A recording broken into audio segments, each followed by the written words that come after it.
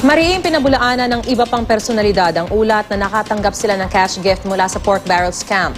Ayon sa pahayag ng broadcaster na si Corina Sanchez na inilathala ng Philippine Daily Inquirer, dismayado at nabigla siya sa lumabas na balita. Iginiit niyang wala siyang kaugnayan kay Janet Lim Napoles. Ni hindi nga raw niya nakaharap ang tinuturong utak ng pork barrel scam. Nakilala lang daw niya ang pamilya nito para sa isang interview noong nakaraang taon.